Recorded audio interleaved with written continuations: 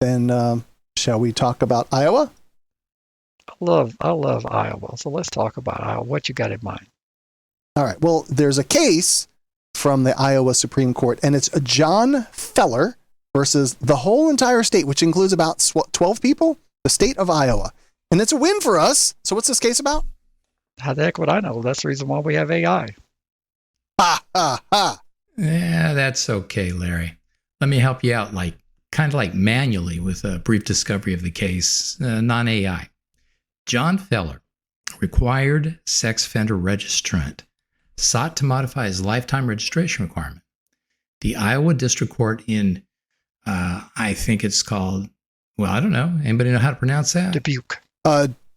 Dubuque? I think it is Dubuque County, denied his application, citing various reasons, including his decision to testify by affidavit, his courtroom demeanor, and the letters he sent to his daughter. The Iowa Court of Appeals affirmed this denial. However, the Iowa Supreme Court found that the district court abused its discretion by considering improper factors and not providing substantial evidence that Feller remains a threat to public safety. The Supreme Court noted that Feller had completed sex offender treatment, lived in the community without issue for almost a decade, and was evaluated as low risk to reoffend. Consequently, the Supreme Court vacated the decision of the Court of Appeals, reversed the district court's judgment, and remanded the case for an order granting Feller's application to end his lifetime registration. I mean, how clean is that? It's beautiful. Indeed. See, and you did all this for me, so I can go home now, right? Oh, you can totally go home. Well, according to the court, but for the state's unusual procedural approach to Feller's underlying charges, he would be off of the PFR list by now. Instead, he's subject to lifetime registration unless a district court grants his application to modify his registration requirement. Did that happen? Well, it did, as Chance provided the summary, as the district court denied his application for a variety of reasons that we've already covered, ranging from this decision to testify by affidavit rather than personally, and his courtroom demeanor, to the letters he sent his daughter with permission from the daughter's mother and his parole officer. The Court of Appeals affirmed the district court, and the Supreme Court, fortunately for him, granted review. In the opinion, it states, "We now reverse the district court's ruling and remand for the entry of an order granting the appellant's application to end his lifetime registration. The appellant's evaluations demonstrate that he is at a low risk to reoffend, he has successfully completed PFR treatment, and he has lived in the community without issue for almost a decade since he is released from prison. The district court abused its discretion by considering improper factors, and substantial evidence was not introduced that the appellant remains a threat to public safety. You've pontificated for years that abuse of discretion is a difficult hurdle to overcome, but he did it." It does occur occasionally, but wow, it's a tough standard to overcome. Would you agree with me on that, Chance? When you are going abuse of discretion, that is almost an impossible standard to meet. Of course, I would agree with you. I mean, I've only achieved it once. It's been recently in California, but it's incredibly rare. And I'll tell you, speaking of tough standards, did you know that the Iowa state bird, the American goldfinch, is said to symbolize resilience? It's almost as if the Feller's case embodies that spirit, don't you think? Interesting connection, but yes, it's a unique situation where the Supreme Court saw fit to intervene. They didn't have to grant review, and they not only granted review, they slapped down both courts. That's pretty rare. In April 2011, the state charged Feller by trial information with lascivious acts with a child and third-degree sexual abuse for his conduct between 2007 and 2011. According to the minutes of testimony, Feller admitted to doing a number of naughty things to JB we can't read here. When he first started touching JB, Feller described it as their secret, and he told her that he had to keep it away from the family to stay together. He told police he did not touch LF because she was his biological daughter. Things went south for Feller. And then what happened next? A memorandum of plea negotiation shows the state agreed to dismiss the sexual abuse charge and substitute a second count of lascivious acts with a child to the April 2011 trial information. I don't know if we want to get into the weeds of what a trial information is. Well, it's a charging instrument. It can be indictment, complaint. I don't know how they do it in California, but here when an information is filed, it's usually without any cross-examination. It's the prosecution saying, here's the probable cause. We're saying that, and we're filing this information. But anyway, while Feller was awaiting trial, his attorney sent him a letter detailing how some temporary help in the county attorney's office opened a new case file instead of amending the old case file. Because remember, they were substituting the lascivious acts. According to Feller's attorney, the state was going to amend the old case and dismiss the new one, but it never did. Since the state never altered its filings, and Feller pleaded guilty in 2 separate case numbers to lascivious acts with a child for what he did to JB, the district court sentenced Feller to concurrent sentences of 5 years incarceration on each count and 10-year special sentence committing him to the custody of the Department of Corrections. It also ordered Feller to register as PFR as required by Iowa Law, Chapter 692A. Upon entering prison in 2012, Feller submitted an application for determination to the Iowa Department of Public Safety to establish his registration requirements. The DPS informed Feller that he was required to register for a period of 10 years. Feller discharged his term of incarceration in 2014 and again filed an application for his SOR determination in 2016. This time, the DPS informed Feller that he was required to register for how long? For the rest of his life. They wrote, "You're required to register due to your convictions in October of 2020.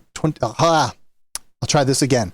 Your convictions in October 24, 2011 for lascivious acts with a child in violation of Iowa Code section case numbers and lascivious." Anyway, it goes on and on and on. If committed against a person under such and such ages, according to this and that, the conviction of a second or subsequent PFR type offense to register for life.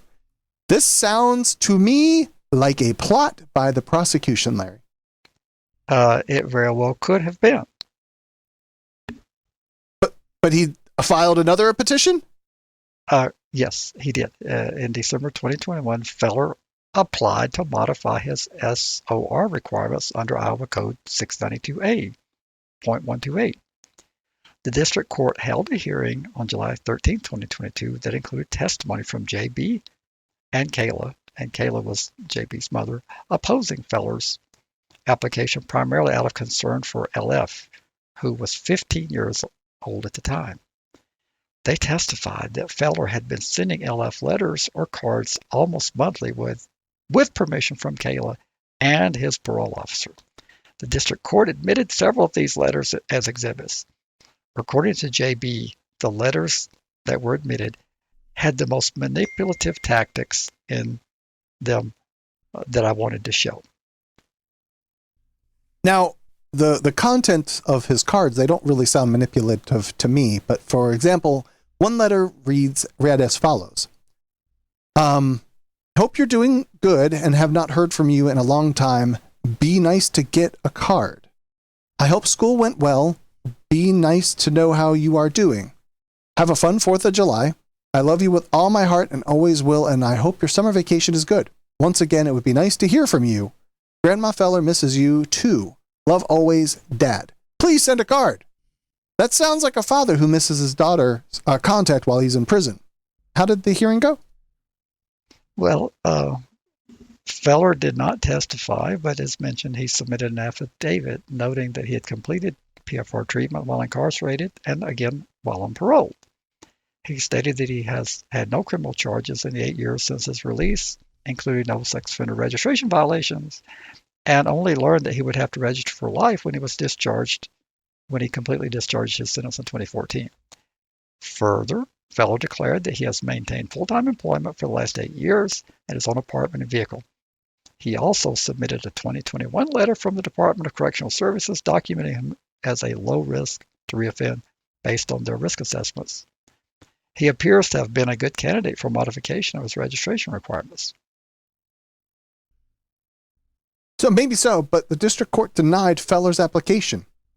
In doing so, it found JB to be an extremely credible witness and accepted her unrebutted testimony as fact, giving weight to her belief, which is based on her own experience and Feller's similar pattern with respect to his younger daughter, that Feller's obligation to register should continue. Other factors it considered in determining that Feller presents a significant enough risk to reoffend that he should continue to register, as included Feller's demeanor at the hearing, lack of remorse, and pattern of behavior. The district court did acknowledge that it was a difficult determination for the Court of Appeals, while also admitting that this was a difficult case, affirmed. Yeah, he lost the trial court and the Court of Appeals, so he got slapped down pretty hard. And so what is the modification process about? I never seen this before. It's under 692A.128, and it says a PFR may file an application. And I just lost it. Where did I go here? Go ahead and read it, since I lost I got track it. of. So part one is a PFR may file an application in district court seeking to modify the registration requirements under this chapter. 2, for an offender whose requirements to register as a PFR commenced prior to July 1st, 2022, an application shall not be granted unless all of the following apply. A, the date of commencement of the requirement to register occurred at least 2 years prior to the filing of the application for a Tier 1 offender and 5 years prior to the filing of an application for a Tier 2 or Tier 3 offender. B, the PFR has successfully completed all PFR treatment programs that have been required. C, a risk assessment has been completed and the PFR was classified as a low risk to reoffend. The risk assessment used to assess an offender as a low risk to offend shall be a validated risk assessment approved by the Department of Corrections. 2 more to go. D, the PFR is not incarcerated when the application is filed. And then E, the director of the Judicial District Department of Correctional Services supervising the PFR or the director's designee stipulates to the modification, and a certified copy of the stipulation is attached to the application. Wow, now that was a long list. I'm glad I could weasel my way out of reading that. A lot of stuff. That's a lot of stuff. I always love when they put in there, make sure that you're not in prison when you try to file the application. I always love that one. But anywho, the opinion states, here the parties agree with the district court's conclusion that Feller met the threshold mandatory criteria for modification under Iowa Code section 692A.128, and then in parentheses 2. So the only issue on appeal is whether the district court abused its discretion in denying modification.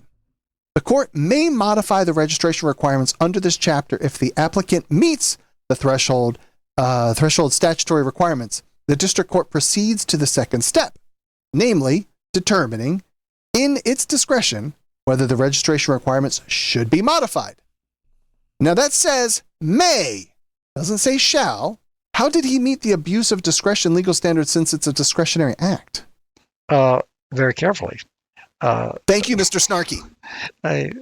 From the opinion, it says a district court commits an abuse of discretion in an SOR modification case, quote, when it fails to consider a relevant factor or considers an improper or irrelevant factor on the question of whether the ongoing risk of danger from the PFR justifies continuation of the registration requirements.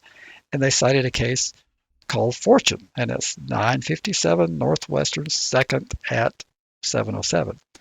In exercising this discretion, the district court must take care to ensure that public safety and not punishment provides the lens through which facts are evaluated. And that's referring back to that same citation. Now that's pretty powerful. They're being pretty clear in the Fortune case. We have previously explained this requires the district court to consider only those factors related to whether the applicant is low risk to reoffend, such that extending the applicant's registry requirements has no substantial benefit to public safety. To be clear, low risk does not equate to no risk, and conclusory appeals to the public safety do not defeat the modification application. So this sounds like a very good outcome. And I didn't read the Fortune case, but it sounds like that they've got a good framework. And then in quotes, go ahead. I'm sorry. I'm just going to say that the spectrum here is moving in the right direction. You're moving away from conviction-based and punishment-type analyses to risk analyses. It's good. This is good. Yeah, that makes me think of the, what was the other case you said that we might cover, Larry? There was one from Massachusetts where the assessment board, where they do a risk-based system, he appealed their denial of his lowering of the risk, and that didn't go so well for him. We're going to talk about that on a future episode. Right. Okay. Are you a first-time listener of Registry Matters? Well, then make us a part of your daily routine and subscribe today. Just search for Registry Matters through your favorite podcast app. Hit the subscribe button and you're off to the races. You can now enjoy hours of sarcasm and snark from Andy and Larry on a weekly basis. Oh, and there's some excellent information thrown in there too. Subscribing also encourages others of you people to get on the bandwagon and become regular Registry Matters listeners. So what are you waiting for? Subscribe to Registry Matters right now. Help us keep fighting and continue to say FYP. And then in quotes, where only proper factors have been considered, we find an abuse of discretion only where there is clear error of judgment.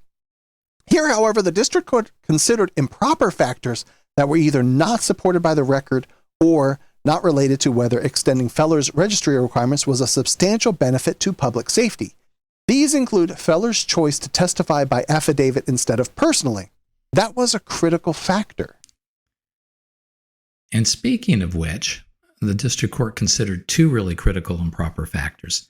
As Andy just mentioned, Feller's choice to testify by affidavit instead of personally, and just as critical, his courtroom demeanor, both of which were not relevant to assessing his risk to public safety. Yes, that's something we fight with juries all the time, trying to get jurors not to consider irrelevant factors, such as an accused exercising his or her right not to testify. In theory, a judge is trained to disregard irrelevant factors. Apparently, this judge did not follow that training. And I'm back again. Would you let me read this one, Larry? The High Court found that the district court abused its discretion by relying on Feller's demeanor to find lack of remorse. According to the district court, Feller's demeanor was one of discomfort and avoidance, as he did not make eye contact with the court nor with the witnesses who testified. Courtroom demeanor can be a valid factor, but the record in this case does not support the district court's reliance on it. Nothing in the record suggests Feller's demeanor was dismissive, threatening, or otherwise inappropriate. And we fail to see how his apparent discomfort and avoidance during inherently uncomfortable court proceeding is evidence that he is a threat to reoffend. That's powerful stuff. Let me ask you both the question then. If you are going to demonstrate remorse and all of that, are you supposed to go in there like crying and crawling on your knees, begging for forgiveness? And you're in an incredibly uncomfortable situation, and you're probably trying to like hold your head up high and have pride and whatnot, and have armor up on your expressions and all that. How are you supposed to display this? Well, you're not supposed to grovel. You're supposed to be sincere, very, very sincere, and in showing that you're sorry for this particular act or acts. And that takes a lot of sincerity. It's just looking straight at the court and saying, what's on your heart and what's in your mind, and expressing sincere regret. That's it in a nutshell. But then if you don't speak on your own behalf, then what are you supposed to do? You can do it by affidavit. You can do it by letter to the court. But it's not just going up and saying, I'm remorseful. Like, for what? That's what gets you into the weeds. It's expressing sincere and true regret for whatever you did. Not for getting caught, but for what you did. And it has to be sincere, and it can be sincerely expressed in an affidavit. It can be sincerely expressed in a letter. It can be sincerely expressed verbally, but it's got to be a sincere expression of that.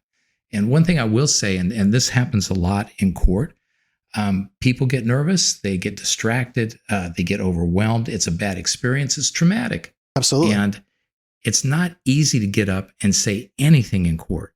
And when a judge is then looking at you and judging you by all these different nonverbal things that they're studying, okay, that they do typically in trial, they're looking, for all kinds of things that just don't exist in this type of hearing. This is not that type of hearing. That's this type of hearing.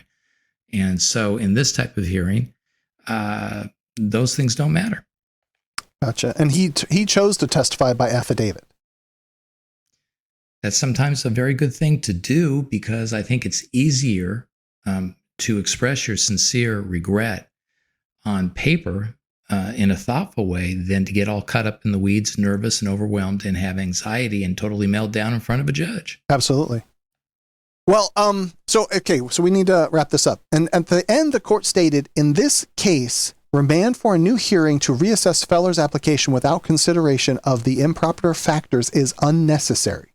The state acknowledged as much at oral argument, conceding that there is not enough evidence that Feller poses a threat to public safety if we exclude Feller's letters to LF from consideration. Thus, we remand an order granting Feller's application. Now, does this mean it's all over? Like he can spike the football? It does mean that.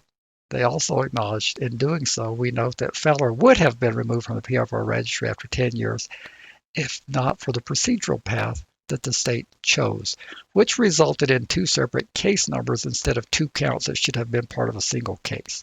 And they cited the appropriate code section. This, too, speaks to the issue of public safety because the legislature determined that Feller's crime should only require registration for 10 years as opposed to lifetime he is facing absent modification. Our decision to remand for the district court to grant Feller's application aligns with the legislature's directive. If I could give one word of caution to judges, never tell the legislature what they meant, because they will come back and they will tell you, no, that is not what we meant. All you have to do is look in Wisconsin when the Attorney General issued that opinion that said that 2 separate counts within the same case represented separate conduct and that you were a recidivist. And the Supreme Court of Wisconsin said, no, that's not what that meant. And the legislature came back and said, nope, you got it wrong, court. That is precisely what we meant.